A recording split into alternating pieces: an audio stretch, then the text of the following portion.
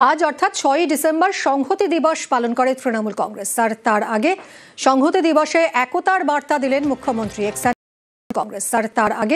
সংহতি দিবস আগুন জ্বালিয়ে দেশকে ধ্বংস করার খেলায় মেতেছে, তাদের বিরুদ্ধে লড়াই জারি করা হয়নি। আজকে সংহতি দিবসের অনুষ্ঠান রয়েছে মেয়র রোডে, সেখানে তৃণমূল কংগ্রেসের শীর্ষ নেতৃত্ব তারা যোগদান করবেন। তার আগেই তিনি তার এক্স হ্যান্ডেল পোস্টের মধ্যে দিয়ে একতাই যে শক্তি, সেটি মূলত তিনি জানাতে চেয়েছেন এবং সেটি তিনি উল্লেখও করেছেন। তুমি জানো যে এর আগেও বিভিন্ন সময় পশ্চিমবঙ্গের মনীষীদের বিভিন্ন বিষয়কে স্মরণ করে সবাই যাতে একসাথে চলতে পারে সেই প্রসঙ্গের কথা তিনি বারবার ধরে স্মরণ করিয়ে দিয়েছিলেন এবং এটি থেকে আজকেও একই বক্তব্য তার মুখে ফুটে উঠেছে। ধন্যবাদ আবির। আজ তৃণমূলের সংহতি দিবস, 6ই ডিসেম্বর সংহতি দিবস পালন করে তৃণমূল। ধর্মতলায় সংখ্যালঘু সেলের উদ্যোগে সভা রয়েছে। সংহতি দিবস পালনে তৃণমূলের ছাত্র যুব সংগঠনও। মেয়র রোডে সম্প্রীতির বার্তা দেবে তৃণমূল নেতৃত্ব, সম্প্রীতির বার্তা দেবেন। কি প্রস্তুতি চলছে সেখানে জানবো। সরাসরি সান্নিক রয়েছে এই সভাস্থল থেকে। সান্নিক, সভার প্রস্তুতির ছবিটা যদি একটু দেখাও, কখন শুরু হবে সভার কাজ আর কি জানা যাচ্ছে?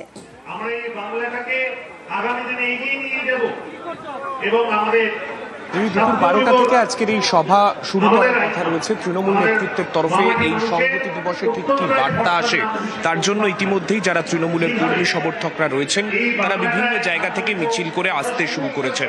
এই মুহূর্তে একদিকে যেমন তুমি দেখতে পাচ্ছ যে চেয়ারগুলো সামনে রয়েছে, সেই চেয়ারগুলো আস্তে আস্তে যেমন একদিকে পড়ছে, ঠিক তার পাশাপাশি যে সাম্প্রদায়িক সম্প্রীতির বার্তা এই মঞ্চ থেকে আজকে উঠে আসতে পারে, সেই সাম্প্রদায়িক সম্প্রীতির বার্তা শুনতে বিভিন্ন সম্প্রদায়ের মানুষ তারা কিন্তু আজকে ভিড় করেছেন এই মেয়র রোডে।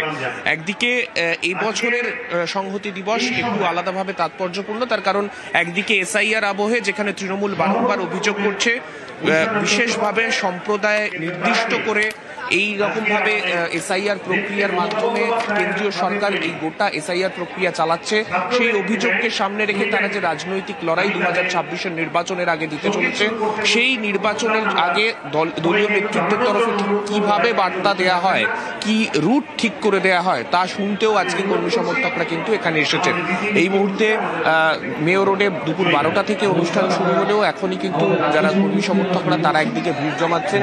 মঞ্চে বিভিন্ন যারা ধর্মগুরুরা তারাও একে একে আসতে শুরু করেছেন।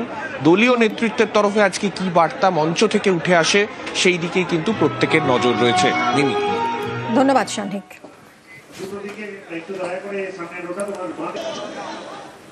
আম্বেদকরের প্রয়াণ দিবস আজ। প্রয়াণ দিবসে শ্রদ্ধার্ঘ্য মুখ্যমন্ত্রীর। গণতন্ত্রের পথ প্রদর্শকের পথ অবলম্বনের বার্তা মমতা বন্দ্যোপাধ্যায়। এক্স হ্যান্ডেলে পোস্ট করেছেন মমতা বন্দ্যোপাধ্যায়। আজ বি.আর. আম্বেদকরের প্রয়াণ দিবস, আর এই দিনেই শ্রদ্ধার্ঘ্য মুখ্যমন্ত্রীর গণতন্ত্রের পথ প্রদর্শকের পথ অবলম্বনের বার্তা দিয়েছেন মমতা।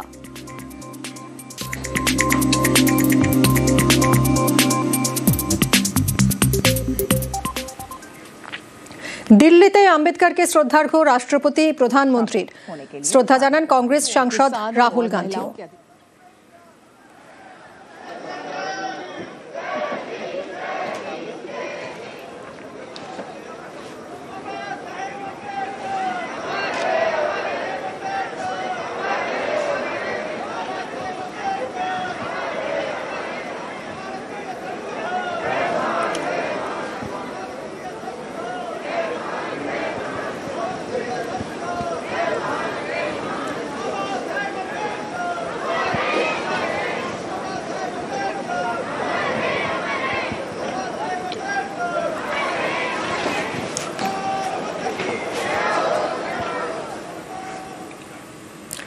ছয় কিলোমিটার খাল সংস্কার হয়নি 40টা বছর।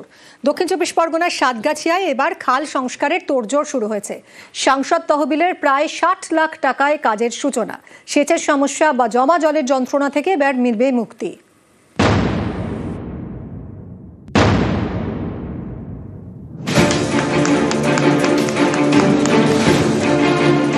দক্ষিণ চব্বিশ পরগনার সাতগাছিয়া বিধানসভা কেন্দ্র, এখানেই 6 কিলোমিটার খাল সংস্কারে উদ্যোগী প্রশাসন।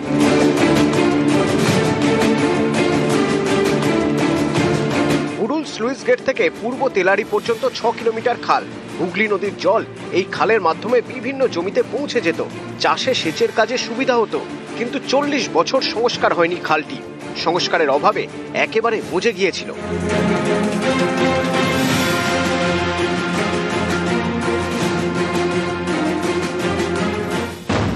স্থানীয়দের দাবি মেনে খাল সংস্কার শুরু সেচ দপ্তরে। সাংসদ তহবিলের 59,40,000 টাকা বরাদ্দ করা হয়েছে। এটা যদি পরিষ্কার পরিচ্ছন্ন করা কি ভালো হবে কি? হ্যাঁ, অবশ্যই ভালো হবে। জঙ্গল হয়ে যাচ্ছে তো, গাছপালা হয়ে হোগলা ফোগলা হয়ে তো নোংরা হয়ে যাচ্ছে। পরিষ্কার হলে তাহলে উপকৃত হবে। হ্যাঁ, খাল নিয়ে পরিষ্কার করুন, করলে আমাদের চাষবাস যা যাবতি আমরা সুখে থাকবো। চাষবাস হলে পরে আমরা দুটো খেতেও পাবো, মাছ চিংড়ি হবে, সব হবে।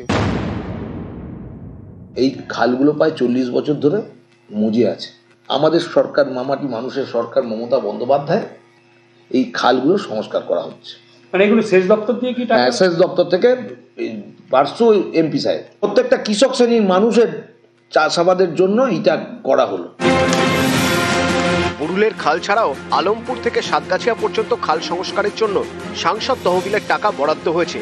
গদখালি স্লুইস গেট থেকে রানিয়া পর্যন্ত আরও একটি খাল পরিষ্কারের কাজও শুরু হয়েছে। সাতগাছিয়া থেকে সমীর মণ্ডল, নিউজ 18 বাংলা। রাজ্যের আমাদের পাড়া আমাদের সমাধান প্রকল্পে ঘুচল আধার।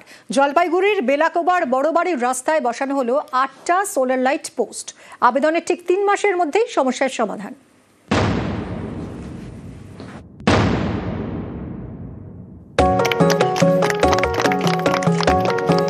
জলপাইগুড়ি সদর ব্লকের বেলাকোবা এলাকা। এখানেই বড়বাড়ির রাস্তা এতদিন ডুবেছিল অন্ধকারে। গ্রামের চৌমাথা থেকে গলিপথ কোনো জায়গাতেই আলো না থাকায় সমস্যায় ছিলেন বাসিন্দারা। তাদের দাবি, রাস্তায় আলো না থাকায় হামেশাই দুর্ঘটনা ঘটত। অন্ধকারের সুযোগে দুষ্কৃতী দৌরাত্ম্য বাড়ছিল। মাস 3 আগে আমাদের পাড়া আমাদের সমাধান শিবিরে রাস্তায় আলোর দাবি জানান বড়বাড়ির বাসিন্দারা। এরপরই পদক্ষেপ। বড়বাড়ির রাস্তায় বসানো হলো 8টি সোলার লাইট পোস্ট।